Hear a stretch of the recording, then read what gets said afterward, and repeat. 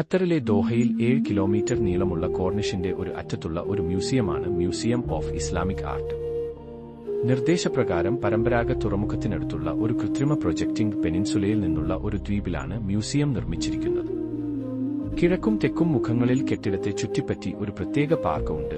അതേസമയം 2 പാലങ്ങൾ പ്രോപ്പർട്ടിയുടെ തെക്കൻ മുൻവശത്തെ പാർക്കിനെ പാർക്ക് ഉൾക്കൊള്ളുന്ന പ്രധാന ഉപദ്വീപുമായി ബന്ധിപ്പിക്കുന്നു.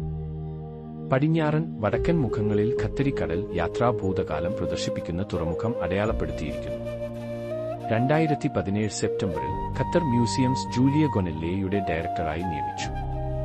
2024 ജൂലിയ ഗൊനെല്ലയെ ലുസൈൽ മ്യൂസിയത്തിന്റെ ഡയറക്ടറായി നിയമിച്ചു. പകരം ഷൈഖ നാസർ അൽ നാസർ നിയമിതയായി. 2022 നവംബറിൽ മിഡിൽ ഈസ്റ്റിലെ ആദ്യത്തെ കാർബൺ ന്യൂട്രൽ സർട്ടിഫൈഡ് മ്യൂസിയമായി മാറി. 2023 ഒക്ടോബർ മുതൽ 2024 മാർച്ച് വരെ ജൈവവൈവിധ്യത്തിലും സുസ്ഥിരതയിലും ശ്രദ്ധ കേന്ദ്രീകരിക്കുന്ന വർക്ക്ഷോപ്പുകളും പരിപാടികളുമായി മ്യൂസിയം എക്സ്പോ 2023 ദോഹയിൽ പങ്കെടുത്തു.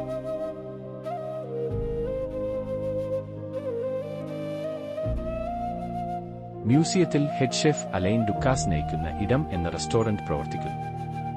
ഫ്രഞ്ച് മെഡിറ്ററേനിയൻ പാചകരീതിയിൽ നിന്ന് പ്രചോദനം ഉൾക്കൊണ്ടാണ് ഈ റെസ്റ്റോറന്റ് നിർമ്മിച്ചിരിക്കുന്നത്.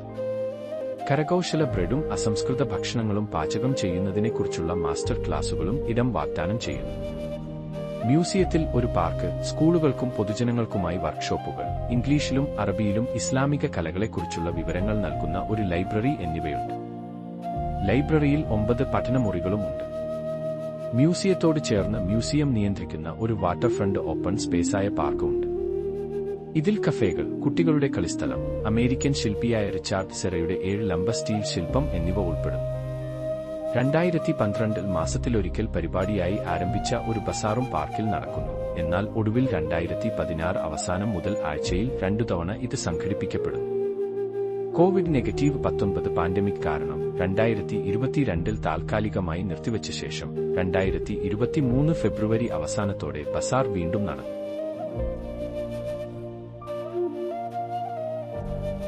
കോർപ്പറേഷനുകളും സഹകരണങ്ങളും. ഇസ്ലാമിക് ആർട്ട് മ്യൂസിയം അതിന്റെ വ്യാപ്തി വർദ്ധിപ്പിക്കുന്നതിനും വിവിധ സാംസ്കാരിക സംവാദങ്ങൾ വികസിപ്പിക്കുന്നതിനുമായി ആഗോളതലത്തിൽ പ്രശസ്തമായ സ്ഥാപനങ്ങളുമായി പങ്കാളിത്തം സ്ഥാപിച്ചിട്ടുണ്ട്. ലൂവ്രെ പങ്കാളിത്തം.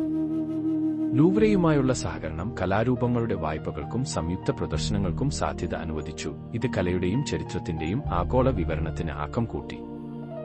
Metropolitan museum of art.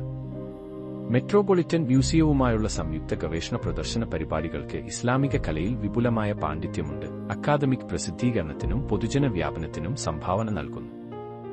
Islamic arts biennale.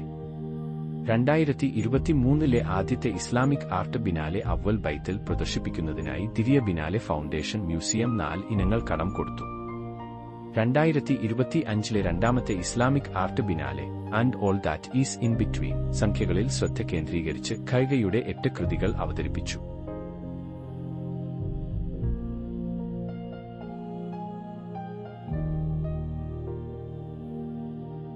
വാസ്തുവിദ്യ. പരമ്പരാഗത ഇസ്ലാമിക വാസ്തുവിദ്യയുടെ സ്വാധീനം ഈ മ്യൂസിയത്തിനുണ്ട്. എന്നാൽ ജ്യാമിതീയ പാറ്റേണുകൾ ഉൾക്കൊള്ളുന്ന സവിശേഷമായ ആധുനിക രൂപകൽപ്പനയും ഇതിനുണ്ട്.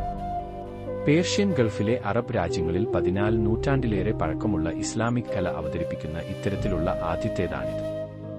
45,000 ചതുരശ്ര മീറ്റർ (480,000 ചതുരശ്ര അടി) വിസ്തൃതിയുള്ള ഈ മ്യൂസിയം ദോഹ ഉൾക്കടലിന്റെ തെക്കേ അറ്റത്തെ അഭിമുഖീകരിക്കുന്ന ഒരു കൃത്രിമ ഉപദ്വീപിലാണ് സ്ഥിതി ചെയ്യുന്നത്.